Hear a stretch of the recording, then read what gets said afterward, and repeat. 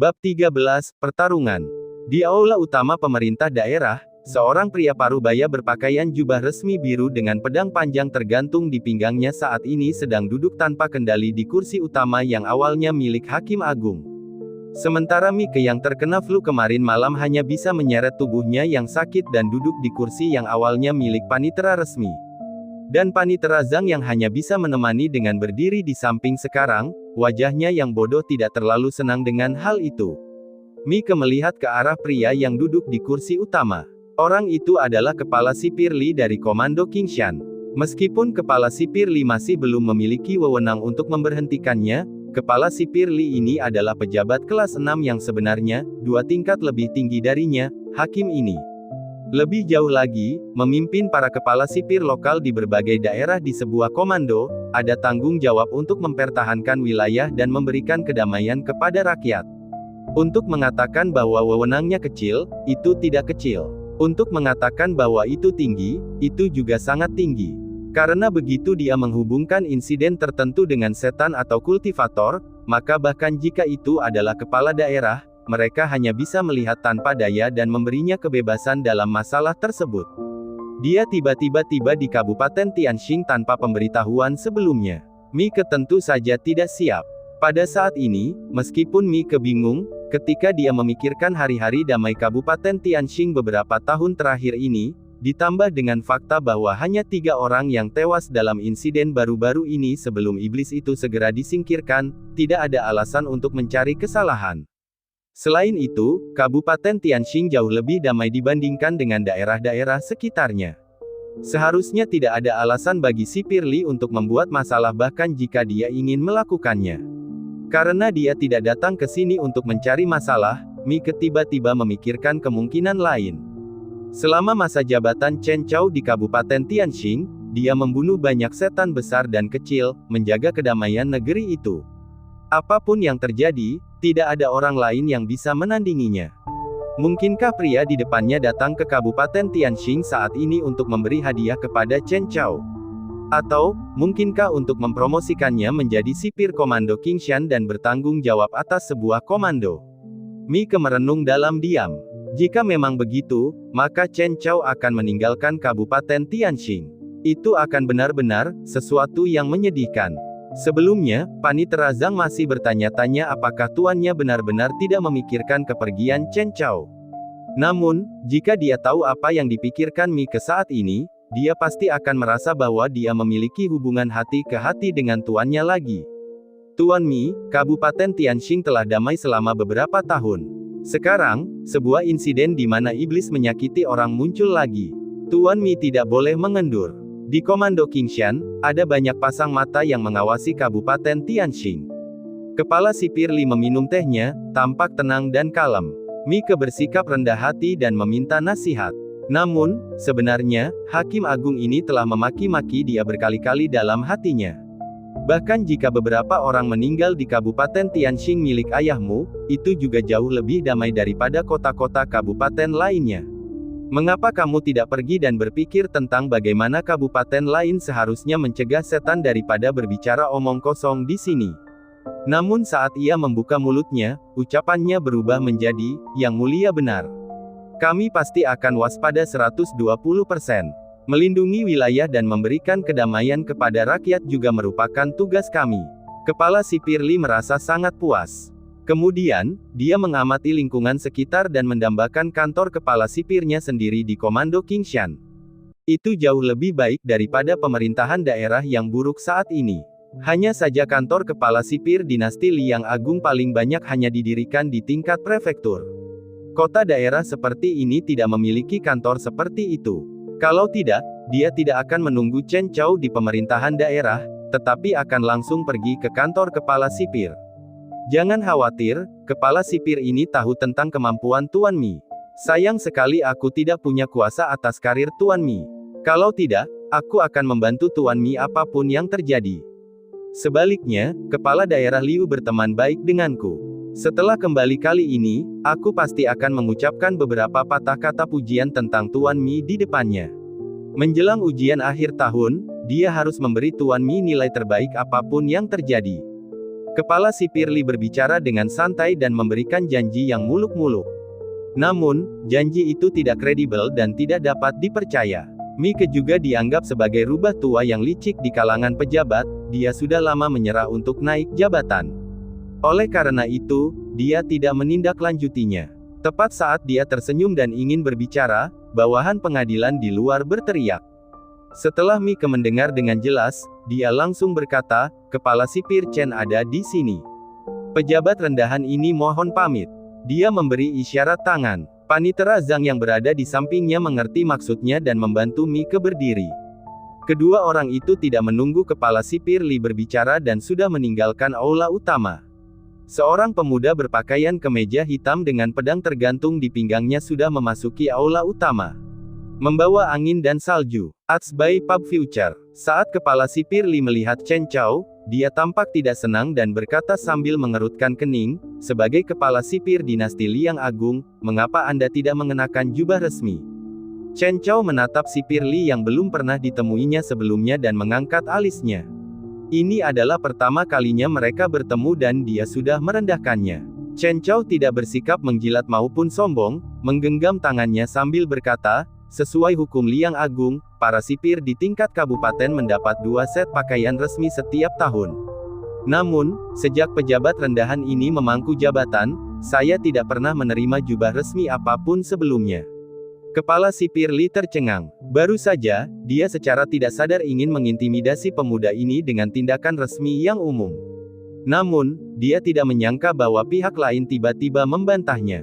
Dalam sistem kepala sipir, semakin dekat seseorang dengan suatu daerah, semakin tidak disukai. Ini adalah sejarah lama. Semua orang tahu bahwa banyak aturan telah lama tidak berlaku lagi.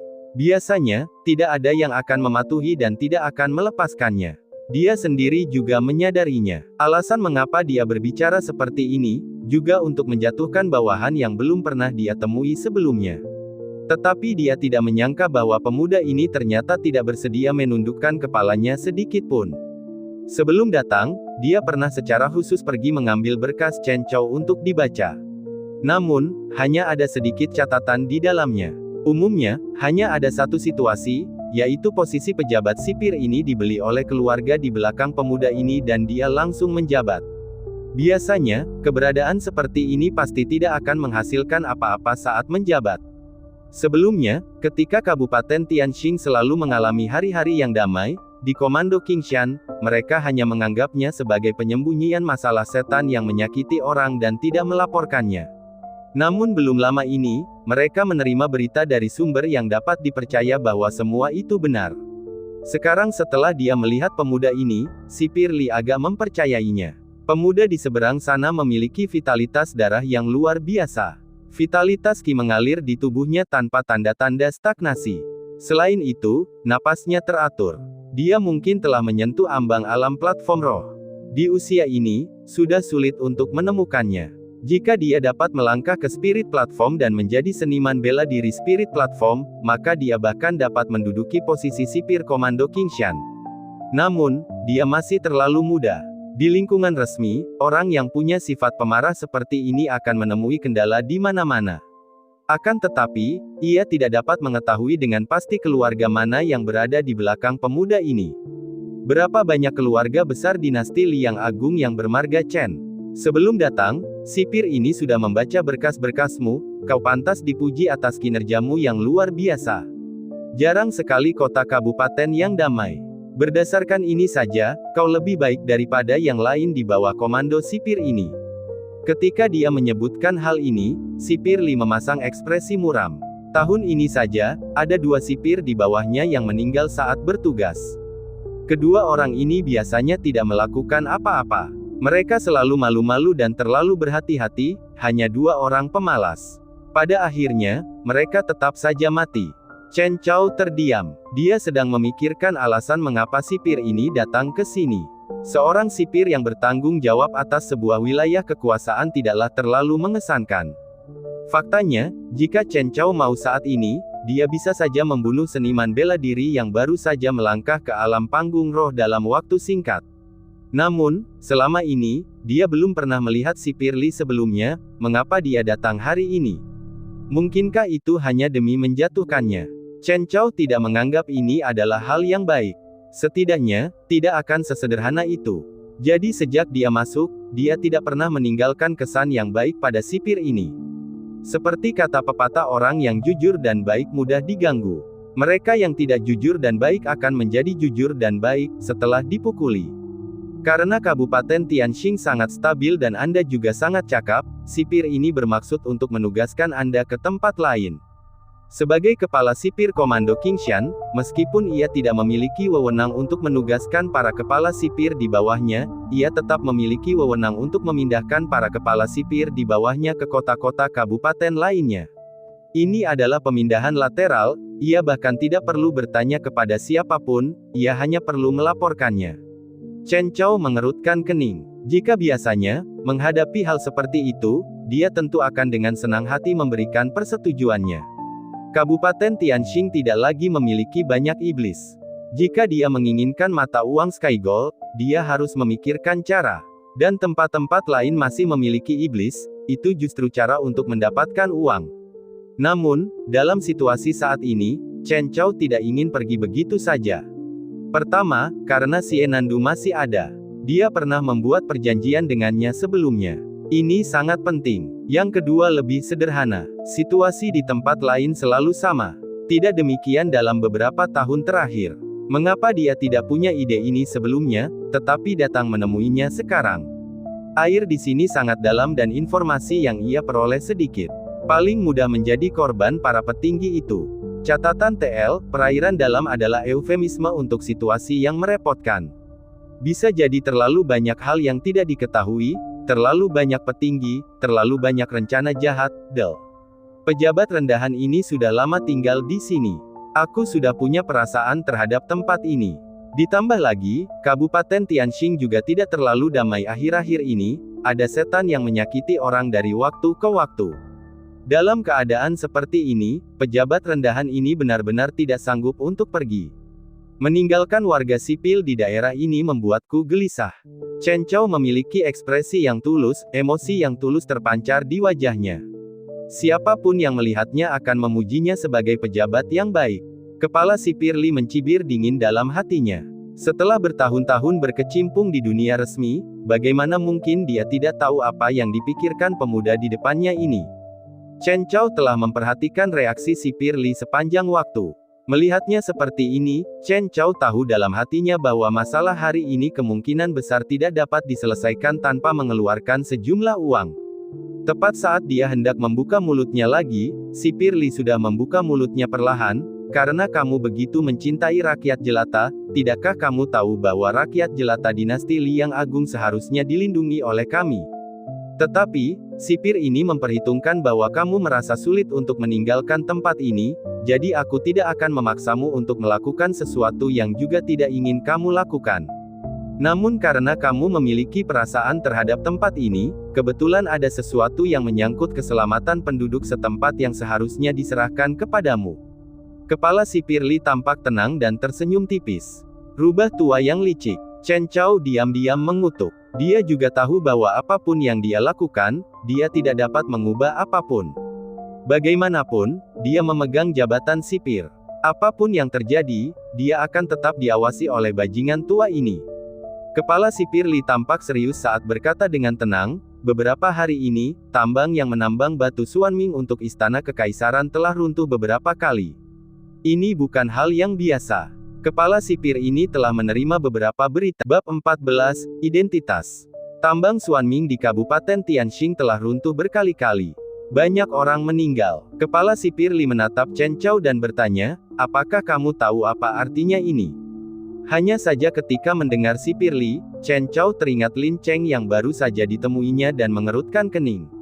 Ternyata masalahnya tidak sesederhana yang dikatakannya. Dia tidak memberitahu Chen Chao tentang bahaya yang terlibat. Agaknya, dia tidak ingin Chen Chao khawatir. Bukankah di tambang itu ada pejabat Kementerian Pekerjaan Umum yang dikirim oleh Istana Kekaisaran? Chen Chao tidak menjawab pertanyaan sipir Li. Karena ia sudah ditakdirkan untuk terlibat, maka memperoleh informasi yang berguna dengan kemampuan terbaiknya adalah apa yang seharusnya ia lakukan. Runtuhnya tambang sebenarnya bukan pemandangan yang tidak biasa di pertambangan. Ada banyak sekali tambang batu besar dan kecil di dalam batas wilayah dinasti Liang Agung. Kejadian seperti itu terjadi hampir setiap hari. Untuk mencegah kematian penambang wajib militer karena kecelakaan tambang, dinasti Liang Agung sebenarnya telah melakukan banyak hal. Hal yang paling menonjol adalah bahwa setiap tambang batu pasti memiliki seorang pejabat dari Kementerian Pekerjaan yang bertanggung jawab atasnya. Para pejabat ini dapat secara akurat menentukan kedalaman tambang setiap tambang melalui studi sistematis. Begitu mencapai batas maksimum yang dapat ditanggung tambang, mereka akan segera meminta untuk menghentikan penambangan. Dengan adanya pejabat tersebut, tingkat kematian berkurang drastis meskipun insiden runtuhnya bangunan masih terjadi. Oleh karena itu, bahkan jika pejabat Kementerian Pekerjaan Umum di tambang Suanming Kabupaten Tianjin membuat kesalahan dalam pengambilan keputusan dan mengakibatkan satu atau dua kecelakaan pertambangan, setelah satu atau dua insiden serupa terjadi, mereka seharusnya segera menghentikan penambangan. Kepala sipir Li menganggukkan kepalanya. Ia sangat puas dengan pertanyaan Chen Chao saat ini. Karena akan ada penyelidikan terhadap tambang batu itu, maka yang dibutuhkan adalah orang yang berakal sehat dan bukan orang bodoh. Setelah tambang pertama runtuh, pejabat Kementerian Pekerjaan sudah mengambil tindakan. Namun, ia tidak menemukan masalah apapun setelah beberapa kali menyelidiki. Ditambah lagi, kebutuhan istana kekaisaran akan batu Suanming selalu tinggi. Jadi, ia hanya bisa membuat para penambang wajib militer mulai menambang lagi. Baru beberapa hari yang lalu beberapa tambang tiba-tiba runtuh dalam semalam. Banyak penambang wajib militer meninggal di tambang. Baru pada saat itulah, tambang memilih untuk menghentikan penambangan. Namun, penyebab runtuhnya tambang harus dipastikan. Sipir Li terus menyampaikan informasi yang diketahuinya kepada Chen Chao. Tetapi Chen Chao terus merasa ada beberapa masalah. Saya punya pertanyaan. Chen Chao melirik sipir Li. Tanpa menunggunya berbicara, dia mengambil inisiatif dan bertanya, sudah jelas betapa berharganya batu Suanming yang dipanen dari tambang batu Suanming. Istana Kekaisaran mengambil ribuan pon batu Suanming dari tambang ini setiap tahun. Hal penting semacam ini seharusnya dilindungi oleh seorang kultivator yang kuat. Bahkan jika itu bukan untuk nyawa warga sipil itu juga harus demi mengangkut batu Suanming dengan aman ke prefektur Wei, atau bahkan ibu kota ilahi. Dibandingkan dengan sipir di daerah yang sama, proses seleksi orang-orang yang bertanggung jawab menjaga tambang jauh lebih ketat, terlepas dari apakah mereka seniman bela diri atau kultivator. Tidak peduli apakah itu jumlah atau kemampuan, mereka mungkin jauh lebih kuat daripada sipir kota di daerah pada umumnya. Bahkan jika ada iblis yang menginginkannya, mereka bisa saja membunuhnya. Dengan kata lain, bisakah sipir setempat menangani sesuatu yang bahkan mereka tidak bisa tangani? Kalau begitu, mengapa dia perlu dikirim untuk menyelidiki sekarang?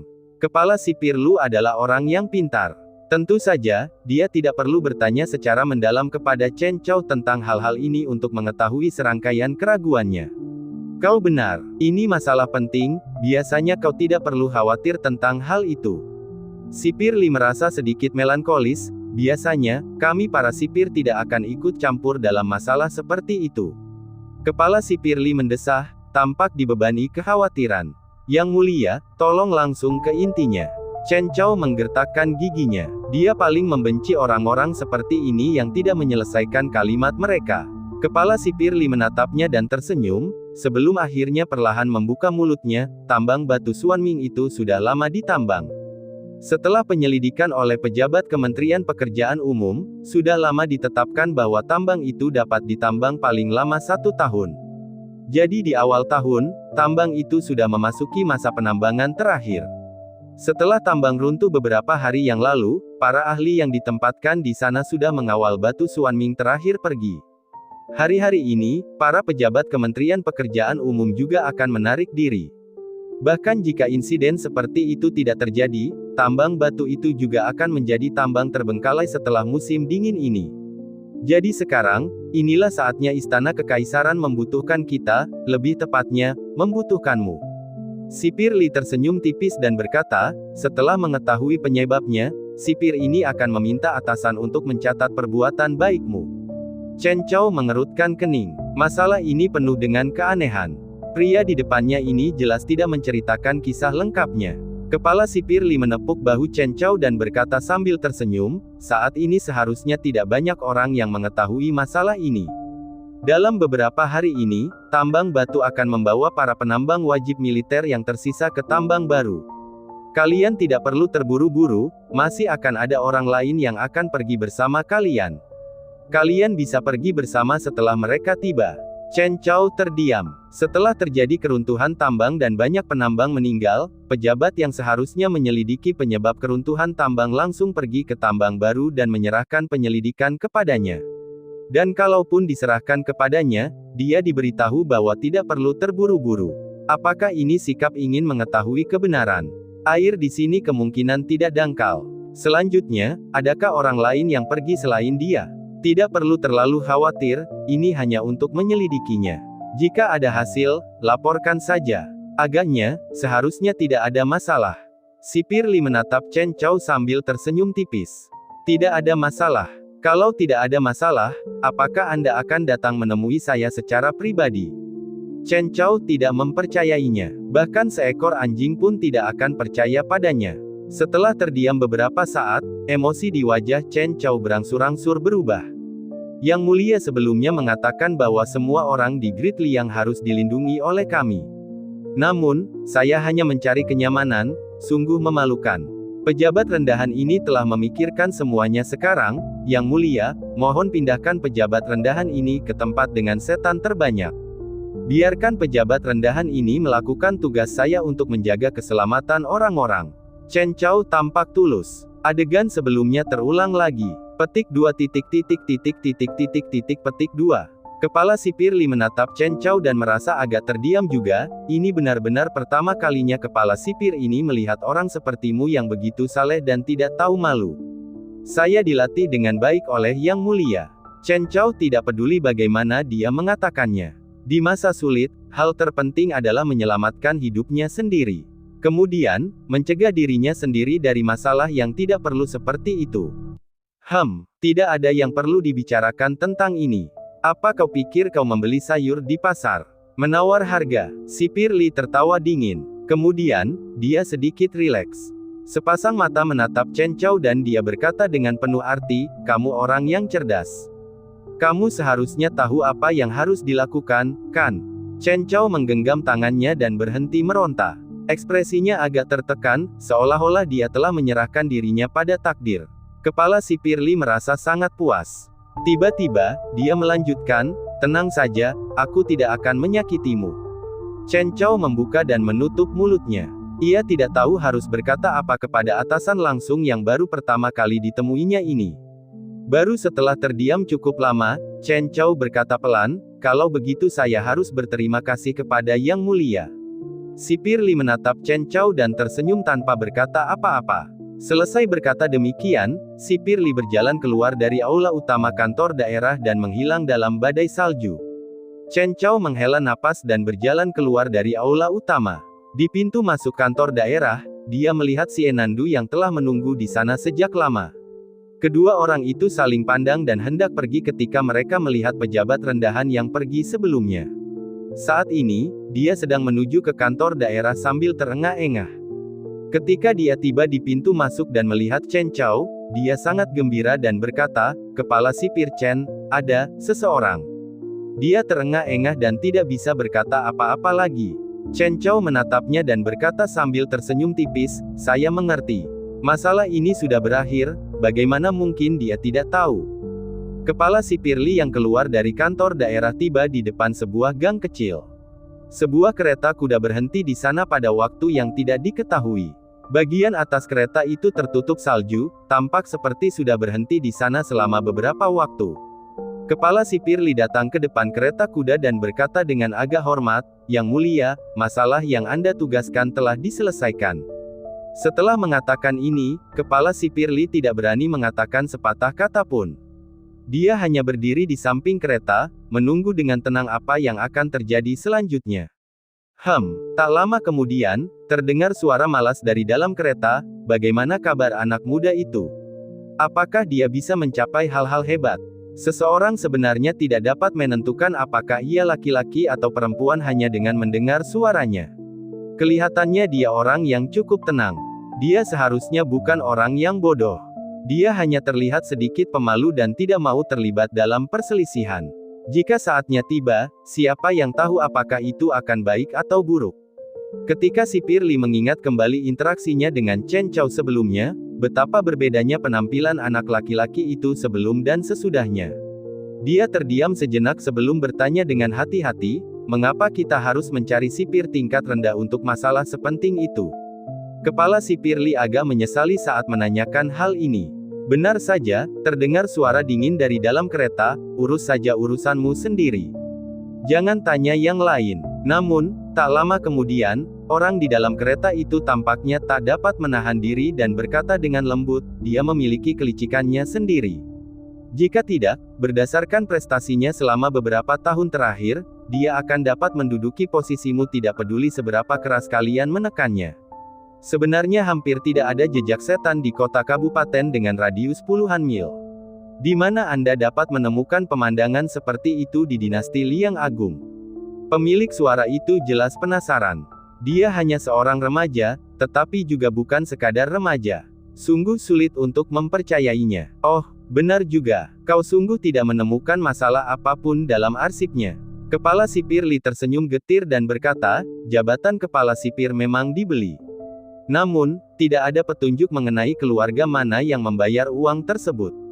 Semua dilakukan dengan sangat bersih. Itu sudah sesuai harapan. Mungkin namanya pun palsu. Kepala sipir Li menganggukkan kepalanya tanpa sadar. Kalau tidak, bagaimana mungkin mereka tidak menemukan petunjuk sama sekali? Selama beberapa saat, keduanya tidak berbicara. Suasana sangat hening antara langit dan bumi. Sesaat kemudian, terdengar suara lagi dari kereta, semoga anak muda itu benar-benar tidak bodoh. Bab 15, Obrolan. Ketika dia kembali ke rumah, selain pertengkaran awal dengan pria yang tinggal di seberang, beberapa hari ini dianggap sebagai hari-hari yang santai. Chen Chao sedang mempersiapkan ramuan obat dan memulai babak baru untuk melembutkan tubuhnya. Oleh karena itu, dia menggiling ramuan obat sepanjang waktu sekarang dan menyesuaikan rasionya. Satu persatu tangkai ramuan obat dimasukkan ke dalam lumpang dan alu olehnya dan digiling perlahan. Ketika ramuan obat dihancurkan, aroma yang berasal dari ramuan obat akan menyebar dan memenuhi seluruh halaman, membuat orang merasa segar hanya dengan menghirup sebagian aromanya. Sementara Chen Chao menyiapkan obat-obatan roh itu, dia juga membolak-balik sebuah buku kecil.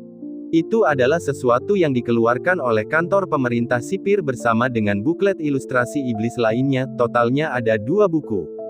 Buku yang terakhir mencatat berbagai iblis yang biasa terlihat di dinasti Liang Agung, sehingga memudahkan sipir untuk melakukan penyelidikan.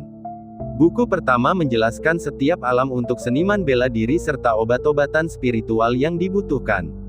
Kedua buku itu merupakan hal yang sangat penting bagi Chen Chao yang sedang maju di jalur seni bela diri. Apakah kamu meraba-raba seperti ini? Apakah kamu tidak takut sesuatu akan salah tanpa adanya guru yang benar-benar terkenal di sampingmu? Xie Nandu terkadang merasa bahwa pemuda berbaju hitam ini sangat berhati-hati. Namun, dia juga sering merasa bahwa pemuda berbaju hitam ini agak berani. Jalur kultivasi jarang memiliki mereka yang menjadi berbakat melalui belajar sendiri, terutama bagi para kultivator abadi. Ketika mereka mulai menempuh jalur kultivasi, akan ada guru yang membimbing mereka setelah mereka memasuki sekte, ilmu sihir Tao yang dirangkum oleh para pendahulu yang tak terhitung jumlahnya, dan bahkan pil obat untuk melengkapinya. Oleh karena itu, dalam kondisi yang begitu sempurna, para kultivator sekte besar akan selalu mencapai tingkat yang lebih tinggi daripada sekte kecil biasa. Mungkinkah Chen Chao di depannya telah menyiapkan rencana matang untuk hal-hal ini karena dia seorang jenius? Kamu benar-benar cukup berani. Xie Nandu duduk di depan tungku, wajahnya yang mungil memerah. Ia terus bergumam pada dirinya sendiri, aku ingin tahu seperti apa kultivasi itu. Chen Chao dengan hati-hati memasukkan bubuk ramuan obat ke dalam botol kecil dan menyimpannya dengan hati-hati. Baru kemudian, dia melirik Xie Nandu dan bertanya, apakah ada yang pernah mengatakan kepadamu bahwa kamu sangat bertele-tele? Xie Nandu mengerutkan kening, wajah mungilnya agak memerah. Tampaknya menyadari bahwa dia kehilangan ketenangannya, Dia terdiam beberapa saat sebelum bertanya, bisakah kamu memberitahuku tentang alam kultivasi itu? Aku benar-benar ingin tahu. Klan Sie White Deer sangat pelit sampai mereka tidak mau memberitahumu hal ini. Chen Chao menundukkan kepalanya dan hati-hati membersihkan ramuan obat di tangannya. Urus saja urusanmu sendiri. Kau mau bercerita atau tidak? Sie Nandu menatap Chen Chao. Tidak ada yang perlu dikatakan. Setelah kamu tiba di ibu kota ilahi, kamu akan tahu segalanya. Chen Chao bahkan tidak mengangkat kepalanya, merenungkan tentang rasio ramuan obat sesudahnya. 10 keping mata uang emas langit. Sie Nandu menggoyangkan kantong uang di tangannya. Suara mata uang emas langit yang bertabrakan terdengar sangat menyenangkan. Chen Chao tersenyum tipis, awalnya aku tidak ingin mengatakannya, tetapi melihat kamu begitu bersemangat untuk belajar, aku pun tidak tega menolakmu. Dia mengulurkan tangannya dan mengangkat alisnya. Apa yang dimaksud di sini sudah jelas dengan sendirinya. Sie Nandu mengeluarkan 5 keping mata uang sky gold tanpa ekspresi. Bukankah itu 10 potong? Chen Chao mengerutkan kening. Dia menatap gadis muda di depannya dengan ekspresi tidak ramah. Itu depositnya. Sie Nandu menyimpan kantong uang itu. Ada sedikit senyum di sudut mulutnya. Chen Chao mendengus dingin, tetapi tidak mengatakan apapun lagi.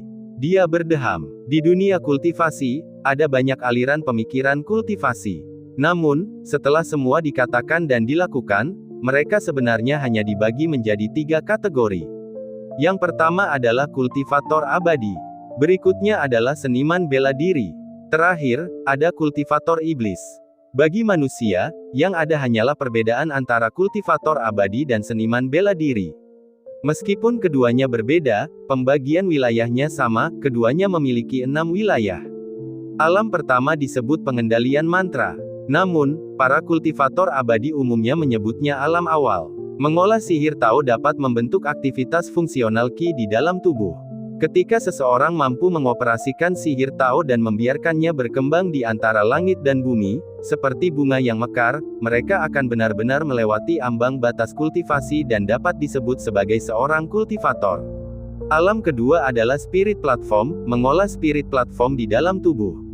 Ukuran platform menentukan seberapa kuat dirimu. Itu juga menentukan apakah jalan masa depanmu akan mudah atau tidak. Dikatakan bahwa ketika kultivator rata-rata melakukan introspeksi terhadap dunia batin mereka, spirit platform mereka hanya seukuran batu kilangan. Namun bagi para jenius sejati, spirit platform hanya akan lebih besar. Mengenai batas atasnya, aku tidak tahu. Lalu seberapa besarkah panggung rohmu? Setelah berkata demikian, Sie Nandu sudah membuka mulut hendak menyela sebelum Chen Chao sempat meneruskan ucapannya, sambil menatapnya penuh rasa ingin tahu. Sudut mulut Chen Chao berkedut dan dia menggelengkan kepalanya, itu rahasia. Bukannya dia tidak ingin mengatakannya, tetapi dia benar-benar tidak bisa mengatakannya. Apakah dia akan mengatakan padanya bahwa ketika dia melangkah ke alam platform roh saat itu, platform roh di dalam tubuhnya lebih kecil dari batu kilangan? Setelah kembali sadar, dia melanjutkan, setelah spirit platform adalah Divine Trove, yang merupakan alam ketiga. Di alam ini, jiwa ilahi seseorang akan menjadi sangat kuat dan seseorang akan mengetahui semua keajaiban kultivasi. Seseorang sudah akan menjadi seorang kultivator yang luar biasa. Alam laut pahit adalah mata rantai terpenting dalam kultivasi. Siapa yang tahu berapa banyak jenius di dunia yang telah jatuh di hadapan alam ini? Jika seseorang tidak dapat menyeberangi laut pahit, mereka tidak akan dianggap sebagai pembangkit tenaga listrik sejati. Pada titik ini, Chen Chao berhenti sejenak dan berkata dengan lembut, setelah menyeberangi lautan pahit, bunga-bunga di pantai seberang akan mekar. Itulah alam kelima, alam Maha Agung. Catatan TL, istilah Buddhisme. Itu berarti, pantai seberang, atau surga. Setelah berjalan di semua jalan yang seharusnya dilalui dan melihat semua pemandangan yang seharusnya dilihat, pada akhirnya, jika seseorang dapat melupakan penderitaan dan kekhawatiran di dunia, ia tidak akan dapat dikalahkan oleh orang lain lagi. Mereka akan menjadi kekuatan yang tak tertandingi yang dapat dicatat dalam catatan sejarah. Chen Chao berkata dengan serius, alam terakhir adalah alam Nepenthe. Ketika para kultivator di dunia mencapai alam Nepenthe ini, mereka akan menjadi yang terkuat di seluruh dunia manusia. Hampir tidak ada yang berani memprovokasi. Bagaimanapun, para kultivator di level ini dapat memengaruhi situasi keseluruhan di dunia dengan lambaian tangan mereka. Adapun seniman bela diri, bahkan jika mereka kebetulan bertemu dengan dewa di surga, seniman bela diri yang telah mencapai alam ini juga akan berani bertarung. Kecuali, sungguh sangat sulit untuk mencapai alam ini berdasarkan tingkat kesulitan kultivasi bagi seniman bela diri.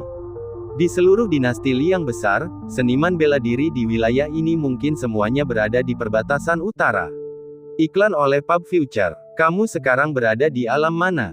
Xie Nandu menatap Chen Chao, matanya berbinar penasaran. Namun Chen Chao mengabaikannya. Dia hanya mengangkat bahu dan meminta 5 keping mata uang Sky Gold yang tersisa.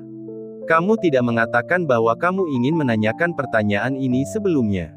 Jika kamu ingin mendengarnya, kamu harus membayar lebih, dan tetap tidak akan mendapatkan apapun dariku. Melihat pihak lain segera mengeluarkan kantong uangnya ketika dia membuka mulutnya dengan niat menghabiskan uang secara gegabah, Chen Chao segera mengubah nadanya dan tidak ingin berkata apa-apa lagi. Xie Nandu mengeluarkan 5 keping mata uang Sky Gold yang tersisa dan meletakkannya di telapak tangan Chen Chao seraya berkata dengan agak kecewa, agak membosankan. Chen Chao menyimpan uangnya dan melanjutkan menggiling ramuannya. Namun, dia masih berkata dengan santai, kamu bisa membicarakan cerita yang kamu ketahui. Cerita tentang Gunung Pedang Qi sebelumnya cukup bagus. Chen Chao sebenarnya masih kurang memahami seluruh dunia. Namun, dia juga tidak ingin membuatnya terlalu jelas. Semua cerita ditulis oleh orang yang melihat. Sulit untuk mengatakan apakah itu nyata atau tidak. Ambil saja cerita sebelumnya tentang Gunung Pedang Qi sebagai contoh, sebenarnya ada banyak hal yang meragukan. Gunung Pedang Qi selalu harmonis dan tidak bersaing dengan yang lain. Mengapa mereka memusnahkan seluruh sekte pihak lain karena harga yang mereka tawarkan terlalu rendah? Namun, tampaknya tidak banyak orang yang peduli dengan kebenaran yang tidak diragukan. Ras iblis berada di utara. Selama mereka tetap di utara dan berhenti bergerak ke selatan, saya rasa mereka akan menganggapnya sebagai hal yang hebat. Xie Nandu bergumam, orang bisa melihat matahari jika melihat ke atas, tapi mereka tidak akan pernah bisa melihat bekas ibu kota. Chen Chao tertegun, namun dia tetap diam.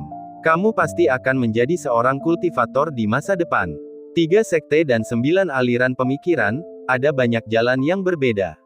Apakah kamu punya arah tertentu? Chen Chao menanyakan hal ini atas perintah kekuatan supranatural. Di antara para kultivator pedang terkenal karena kehebatan mereka dalam membunuh. Pedang terbang dapat memenggal kepala seseorang dari jarak ribuan mil. Itu adalah kemampuan pedang abadi. Pemurni Qi menyerap takdir langit dan bumi untuk mereka gunakan sendiri. Mereka memiliki kedekatan yang besar dengan Dao Surgawi dan kultivasi mereka adalah yang paling lancar. Kultivator jimat memikul beban kultivasi dengan sepotong jimat kuning. Ketika kultivasi mereka mencapai alam yang sulit dipahami, sepotong jimat kuning dapat menimbulkan kengerian yang hebat. Selain itu, ada juga banyak arah kultivasi lainnya, mirip dengan pengusir setan di antara pemurni Qi, yang juga merupakan orang yang dipukuli sampai mati oleh Chen Chao sebelumnya. Setelah Xie Nandu memasuki ibu kota ilahi kali ini, dia pasti akan memasuki akademi kecuali ada kecelakaan. Kemudian, dia akan bergabung dengan sekte Konfusianisme. Namun, itu hanya komponen dari ajaran Dao, itu tidak melibatkan arah kultivasinya di masa depan. Mengapa saya tidak menjadi seniman bela diri juga? Wajah mungil Xie Nandu tampak ingin mencobanya. Seorang seniman bela diri wanita, yang akan membunuh siapa saja yang datang setelahnya. Saat Chen Chao membayangkan skenario itu, dia merasa agak takut. Dengan tergesa-gesa menggelengkan kepalanya, dia berhenti berpikir terlalu banyak. Jika seorang gadis muda yang cantik jelita suatu hari benar-benar menjadi seniman bela diri wanita, gambaran itu pastilah terlalu menakutkan. Xie Nandu sebenarnya sangat jelas tentang nasib masa depannya. Menjadi seorang seniman bela diri hanyalah candaan. Dalam 3000 dao besar, yang paling tidak mungkin dia lalui adalah jalan seorang seniman bela diri. Chen Chao yang telah memperoleh 10 keping mata uang Sky Gold memutuskan untuk mengabaikan gadis muda di depannya dan memulai persiapan terakhir. Setelah menyiapkan semua bubuk obat, dia berdiri dan meninggalkan koridor. Xie Nandu duduk di depan tungku, entah apa yang sedang dipikirkannya. Hanya saja karena pikirannya melayang, dia tidak dapat menahan tawanya. Tetapi siapa yang tahu berapa lama hari-hari yang tenang dan indah ini dapat berlangsung?